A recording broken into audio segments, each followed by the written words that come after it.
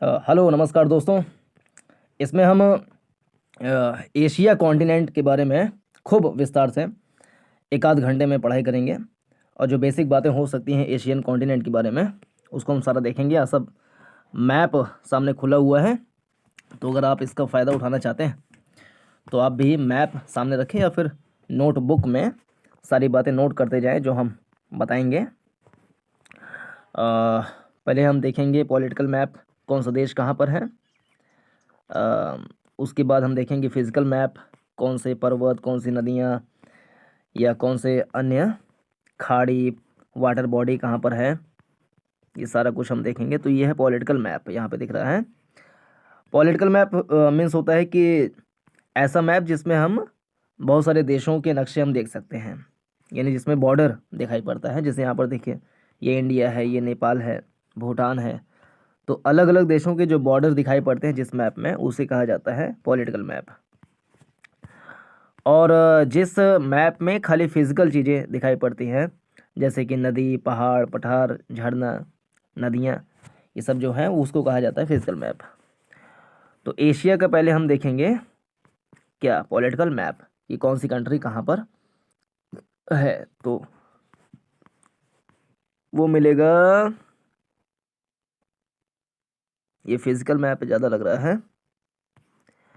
नीचे वाले में देखें तो यहाँ ये है पॉलिटिकल मैप।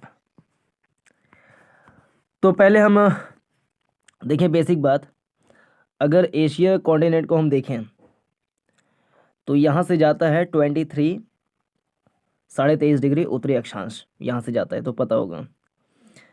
फिर ये सारा है एशिया, इसके ऊपर नीचे भी इंडिया एशिया में ही आता है। 0 डिग्री अगर देखा जाए, जो भूमध्य रेखा है वो यहाँ से जाती है, ये भूमध्य रेखा है। तो एशिया जो कॉन्टिनेंट है वो भूमध्य रेखा के उत्तर में है। हालांकि भूमध्य रेखा के दक्षिण में भी है, क्योंकि जो इंडोनेशिया है that is the part of Asian continent. तो इंडोनेशिया ऐसा देश है जो भूमध्य रेखा के उत्तर में भी है और भूमध्य रेखा के दक्षिण में भी है।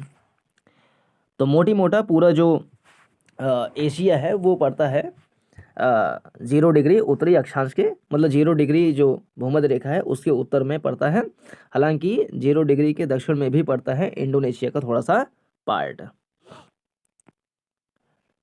फिर अब देखते हैं एक एक कंट्री। तो मैप में ये चीज़ पता होगा कि जैसे ये मैप है तो ऊपर होता है नॉर्थ, नीचे होता है साउथ, इधर होता है ईस्ट, इधर होता है वेस्ट। तो ऊपर नॉर्थ, नीचे साउथ, इस तरफ ईस्ट, इस तरफ वेस्ट। तो पहले इंडिया हम देखें, ये है अपना प्यारा भारत, इंडिया। इंडिया जो है वो पड़ता है एशिया के साउथ में, और साउथ में भी मिडिल में पड़ता है। ये देखिए पूरा ये पूरा साउथ ही तो है, लेकिन साउथ में भी जो मिड में है, तो मिड में पड़ता है भारत। तो भारत पड़ता है एशिया महाद्वीप के दक्षिण मध्य में। तो इंडिया के बाद उसके पड़ोसी देश पता ही होगा, जैसे यहाँ पे यह पाकिस्तान, नेपाल, भूटान, इधर म्यांमार है, बांग्लादेश, फिर दक्षिण में है 2 देश, श्रीलंका, मालदीव्स। और एक शब्द होता है इंडियन सब कॉन्टिनेंट, इंडियन सब कॉन्टिनेंट, इंडियन सब कॉन्टिनेंट। इसमें कितने देश आते हैं? एक होता है इंडियन सब कॉन्टिनेंट और एक होता है सार्क। सार्क एक संगठन है, साउथ क्या कहते हैं इसको, south Asian association for regional cooperation कहा जाता है सार्क। तो इंडियन सब कॉन्टिनेंट में कौन कौन से देश आते हैं? तो पाकिस्तान आता है, इंडिया, नेपाल, भूटान, बांग्लादेश, श्रीलंका, मालदीव, ये देश आते हैं इंडियन सब कॉन्टिनेंट में। इंडियन सब कॉन्टिनेंट में म्यांमार नहीं आता है और अफगानिस्तान भी नहीं आता है। तो अफगानिस्तान, म्यांमार ये इंडियन सब कॉन्टिनेंट के पार्ट नहीं है। फिर एक संगठन है आसियान, ASEAN, आसियान, ये एक संगठन है, अंतर्राष्ट्रीय संगठन है मतलब एक क्षेत्रीय संगठन है, रीजनल ऑर्गेनाइजेशन है। इसका फुल फॉर्म क्या है? Association of South East Asian nations. तो associations of South East Asian nations, इसमें 10 देश आते हैं। और आसियान में जो है दक्षिण पूर्व के 10 देश आते हैं। जैसे पूरा ये एशिया है, तो एशिया का ये हिस्सा दक्षिण हो गया, ये हिस्सा दक्षिण हो गया, और ये हिस्सा पूर्व हो गया। तो दक्षिण और पूर्व माने कि ये जो क्षेत्र है इसको कहा जाता है दक्षिण पूर्व एशिया। तो दक्षिण पूर्व एशिया में 10 कंट्री आते हैं।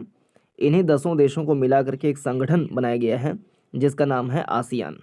तो आसियान के 10 कंट्री कौन कौन से हैं उसको हम ध्यान से देख लें, और उसकी सीमा किन किन देशों से साझा होती है वो भी हम ध्यान से देख लें। तो म्यांमार है, दक्षिण पूर्व एशिया का देश है म्यांमार। तो म्यांमार से सीमा साझा होती है भारत के और बांग्लादेश के, चाइना की भी।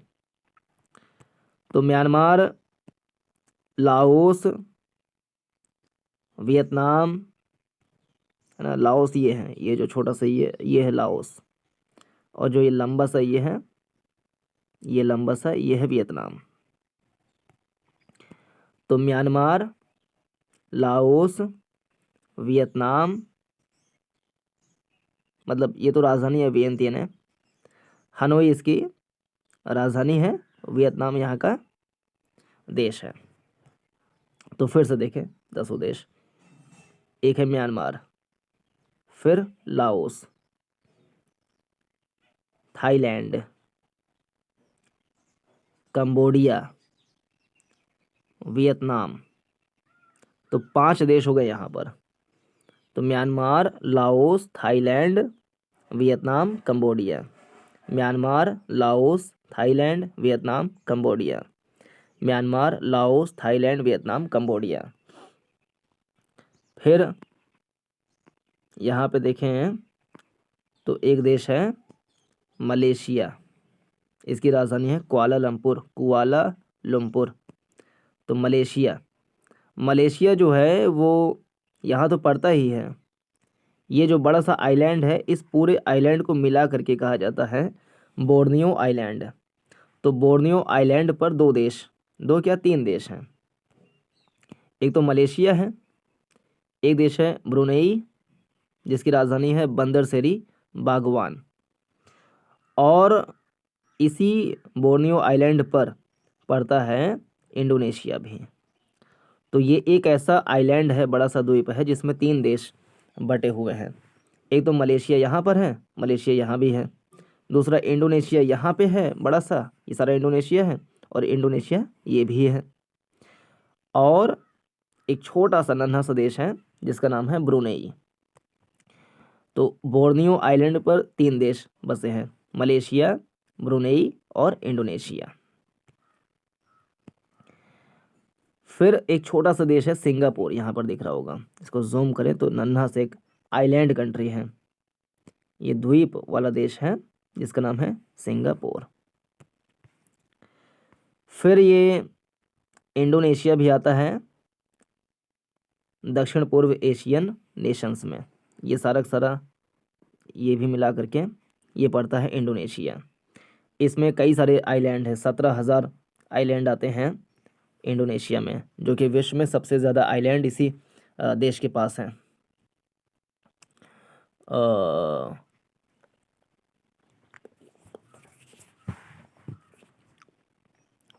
जैसे एक आइलैंड है यहाँ पर सुमात्रा, एक है, देखें जूम करके थोड़ा सा। तो इंडोनेशिया के पास जो आइलैंड है उसमें से एक है सुमात्रा, फिर एक है जावा, फिर है सुराबाया, सेलेबस, बोर्नियो, और यहाँ पर एक तिमोर।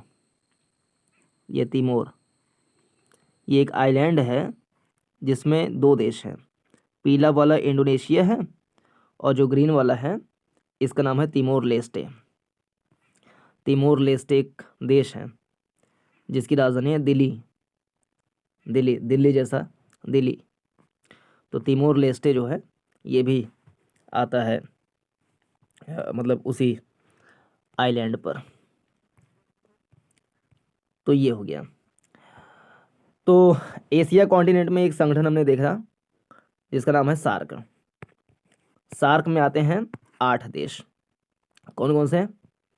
अफगानिस्तान, पाकिस्तान, इंडिया, नेपाल, भूटान, बांग्लादेश, श्रीलंका, मालदीव्स। ये 8 देश हैं जो पड़ते हैं सार्क में।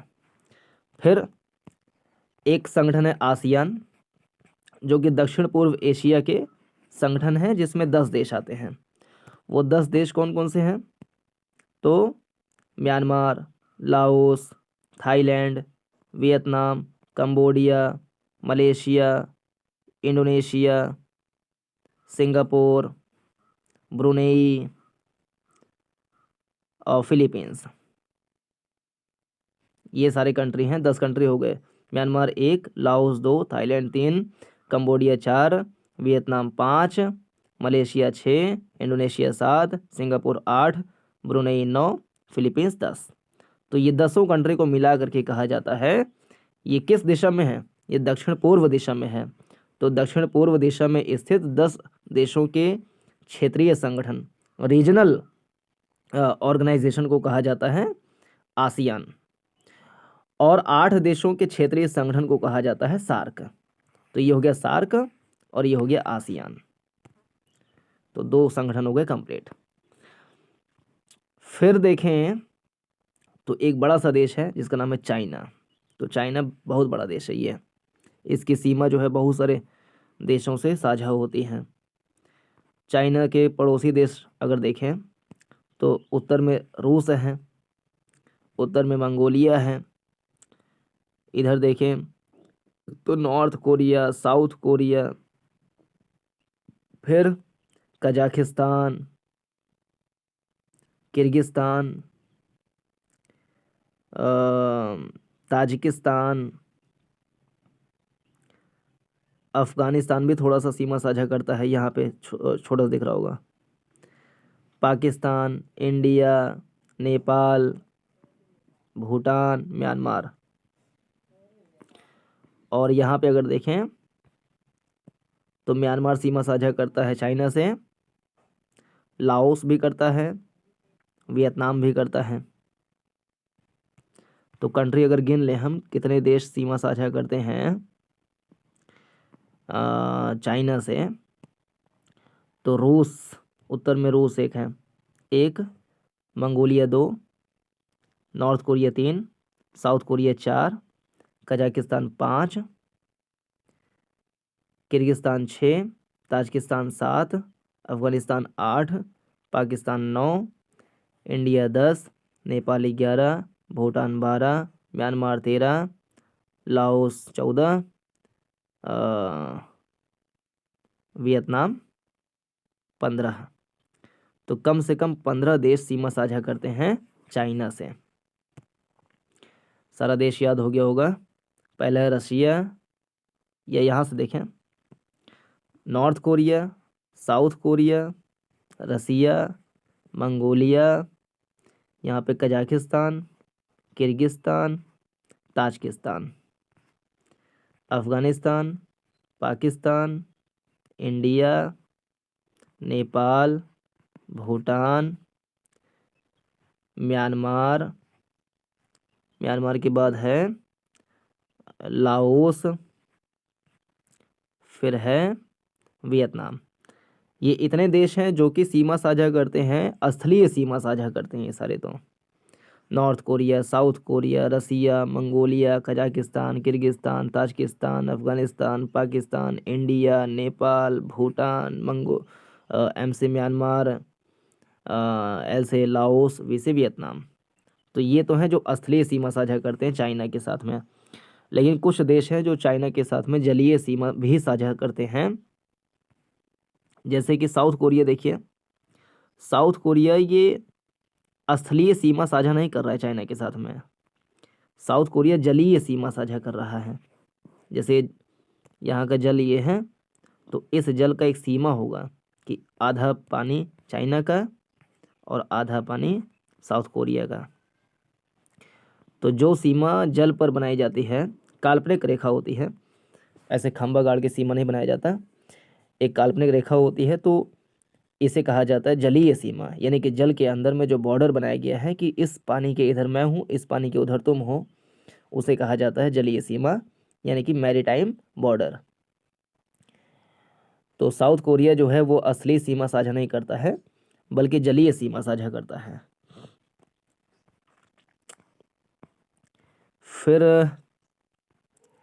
देखें जापान, एक कंट्री जापान। फिर रसिया तो देख ही लिया, ये बड़ा रसिया है। रसिया के उत्तरी इलाके को कहा जाता है साइबेरिया। रसिया के पास में बहुत सारे सी हैं, जैसे कि अगर यहाँ से हम देखें रसिया के पास कौन कौन से सी हैं, तो Barents Sea, Kara Sea, Laptev Sea, East Siberian Sea, Sea of Okhotsk, बहुत सारे सी हैं। और रशिया जो है दो कॉन्टिनेंट में है। ये एक माउंटेन है जिसका नाम है यूराल माउंटेन। तो यूराल माउंटेन के वेस्ट में जो कॉन्टिनेंट पड़ता है इसे कहते हैं यूरोपियन कॉन्टिनेंट।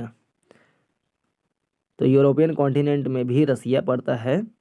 तो ऐसा देश जो दो या दो से ज़्यादा कॉन्टिनेंट में बसे होते हैं उसे कहा जाता है ट्रांस कॉन्टिनेंटल कंट्री, यानी कि पार महाद्वीपीय देश। तो पार महाद्वीपीय देश में एशिया महाद्वीप में दो देश हैं, जैसे कि एक रशिया है जो कि एशिया में तो है ही, यूरोप में भी है। ऐसे टर्की है, टर्की एक ट्रांस कॉन्टिनेंटल कंट्री है। तुर्की जिसका नाम है तुर्की है। फिर कुछ देश हैं जिनको कहा जाता है सेंट्रल एशियन कंट्री, यानी कि मध्य एशियाई देश। तो 5 देश हैं जिन्हें कहा जाता है मध्य एशियाई देश, जिसमें एक है कजाकिस्तान, फिर है उज़्बेकिस्तान, ताजिकिस्तान, यहाँ पे क्या था ये, किर्गिस्तान। तो Kazakhstan, Kyrgyzstan, Tajikistan, Uzbekistan, Turkmenistan. Map में ध्यान रहे ढंग से, Kazakhstan, Kyrgyzstan, Tajikistan, Kazakhstan, Kyrgyzstan, Tajikistan, Uzbekistan, Turkmenistan, ये 5 देश हो गए। फिर यहाँ से पता ही है इंडिया, पाकिस्तान, अफ़गानिस्तान, अफ़गानिस्तान से लगा हुआ तुर्कमेनिस्तान, ईरान। कैस्पियन सी से लगे देश में अगर देखें तो कजाकिस्तान आता है, रसिया आता है, तो रसिया, कजाकिस्तान। उज़्बेकिस्तान जो है कैस्पियन सी से सीमा साझा नहीं करता है, तो रसिया, कजाकिस्तान, तुर्कमेनिस्तान, ईरान, अज़रबैजान। तो ये कंट्री हैं जो सीमा साझा करते हैं कैस्पियन सी से। तो ये हो गया ईरान यहाँ पर। फिर कई सारे देश और हैं जो इस मैप में आया नहीं है, तो कहीं और देखें अगर आया हो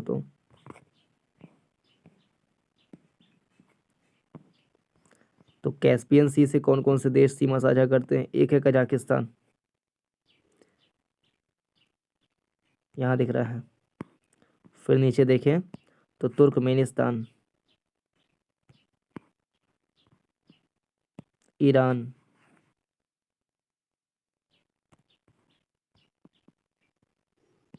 अज़रबैजान और ये पूरा रशिया। ये जो ये वाला है ये रशिया पूरा।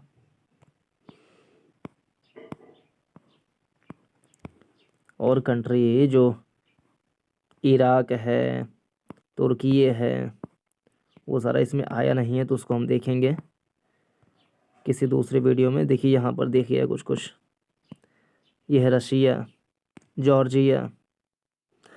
तो ये 2 कंट्री भी आते हैं एशियन कॉन्टिनेंट में।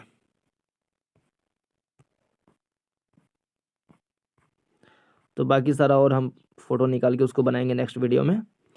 तो ये सारे कंट्री हैं जो एशिया महाद्वीप के देश हैं। तो इस वीडियो में इतना ही। पूरा देखने के लिए धन्यवाद। नमस्कार, जय हिंद।